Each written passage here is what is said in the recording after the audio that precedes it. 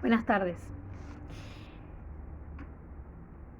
Hubo dos colectivos de personas, de víctimas, que no fueron reconocidas durante todo el proceso de memoria, verdad y justicia, de revisión de los hechos sucedidos durante la dictadura cívico-militar de 1976-1983, y que en este momento se están desarrollando en distinto nivel de avance de esa lucha por reconocimiento de los padecimientos de estas víctimas, eh, en dos momentos distintos. Un caso es el de los presos llamados comunes o sociales, y el otro es el caso de los soldados conscriptos que fueron a la guerra, que fueron llevados a la guerra por las Islas Malvinas. El primer caso, el caso de los presos llamados comunes o sociales, es el caso de la masacre en el pabellón séptimo.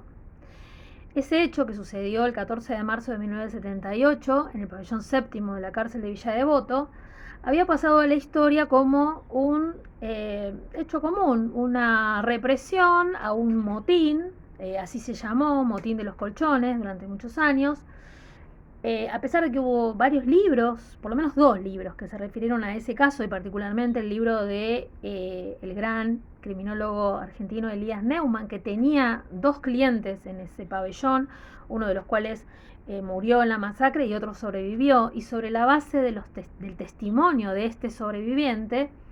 que se llamaba Horacio Santantonín, Elías escribió un libro que se llama Crónica de Muertes Silenciadas. Sobre ese libro es que el Indio Solari escribió un tema bastante conocido que se llama Pabellón Séptimo, Relato de Horacio, justamente porque está basado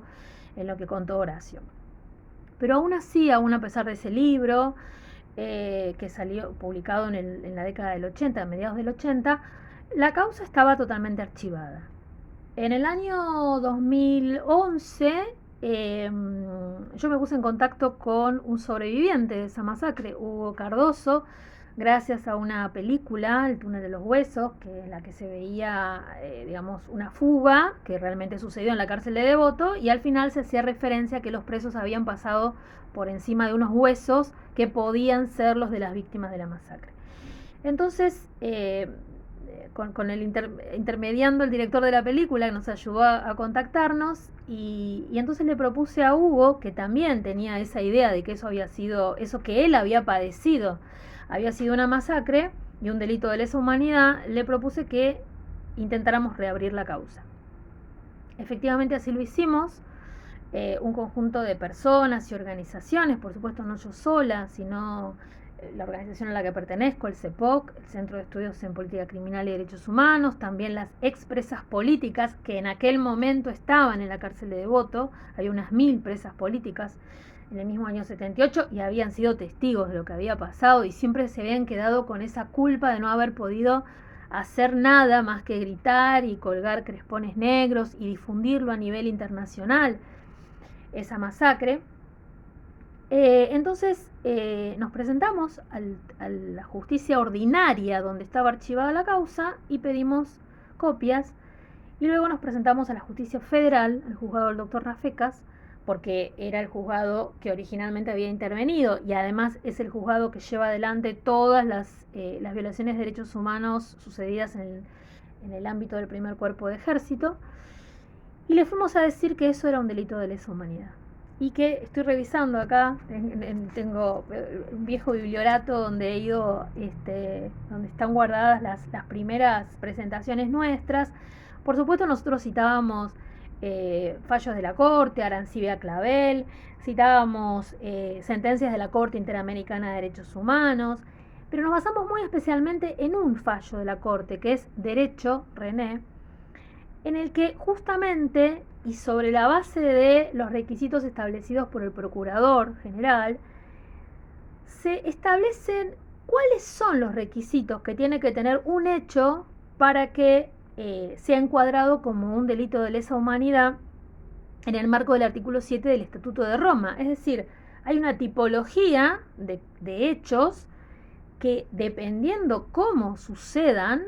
son o no delitos de lesa humanidad. Justamente en el caso de derecho, no la Corte dijo, esto no es un delito de lesa humanidad porque había sido la imposición de torturas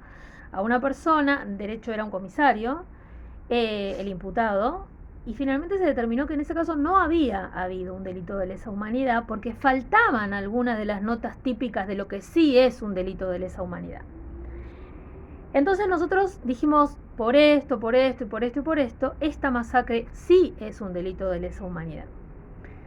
Lo que nos contestó el doctor Rafecas y el dictamen del del fiscal Delgado fue que no era un delito de lesa humanidad, sino una grave violación de derechos humanos y que como tal debía investigarse porque no se había investigado oportunamente, pero que no la tenía que investigar la justicia federal, o sea ellos, sino que tenía que volver a la justicia ordinaria. ¿Y por qué no era un delito de lesa humanidad? Porque se trataba de presos comunes. Entonces Delgado dijo, esto no está dentro de los parámetros establecidos por la sentencia 13, digamos, juicio a las juntas, en cuanto a lo que sí es o no es un delito de lesa humanidad, por lo tanto no lo es, porque no está, no responde a la metodología represiva del terrorismo de Estado, no hay ningún otro caso en el que se esté investigando lo que sucedió con relación a presos comunes, y el doctor Rafecas nos contestó lo mismo, siguiendo el dictamen fiscal, con otro argumento, también diciendo que para él lo que había sucedido en la dictadura, él lo entendía no como un genocidio, sino como un politicidio, porque se perseguía a a militantes políticos, objetivos políticos, y que los presos comunes no eran, obviamente, presos políticos, y por tanto eso no era un delito de lesa humanidad. Nosotros interpusimos un recurso de apelación, fuimos a defenderlo a la Sala 1 de la Cámara Federal y otra vez volvimos a plantear uno por uno los requisitos que había establecido el Procurador General en el caso derecho, pero además planteamos un problema de violación de un principio de igualdad, porque nosotros planteamos, los presos llamados comunes son parte de nuestro pueblo que está encarcelada. Son una población civil, tanto como si el ataque del terrorismo de Estado se hubiera dado, por ejemplo, en una fábrica, en una represión en una fábrica y hubieran muerto 65 personas, como murieron en Pabellón Séptimo, o en una escuela, o en un barrio humilde, etc. O en cualquier otro lugar libre. Nosotros dijimos, lo que hay en la cárcel son personas que están sometidas, casi como ningún otro colectivo, a la jurisdicción y al poder del Estado. Lo que sucede con ellos, con esas personas dentro de la cárcel, siempre es responsabilidad del Estado. Incluso aunque un preso se ahorque, ¿no? O se autolesione, la responsabilidad es de quien tiene el deber de custodia. Eso está dicho en innumerables resoluciones de la Corte Interamericana de Derechos Humanos. Entonces, tomamos requisito por requisito de lo que debe ser un delito de lesa humanidad y fuimos explicando por qué entendíamos que se cumplían. Pero además, el elemento que para nosotros es quizá más importante es sostener que no reconocer a los presos comunes como sujetos, como por el solo hecho de ser ciudadanos, como sujetos políticos, es una evidente muestra, o sería una evidente muestra de discriminación inaceptable en un Estado de Derecho. Bueno, la Sala 1 de la Cámara Federal tomó en cuenta nuestros argumentos y por argumentos también propios, consideró efectivamente que la masacre en el Pabellón Séptimo era un delito de lesa humanidad, fue un delito de lesa humanidad,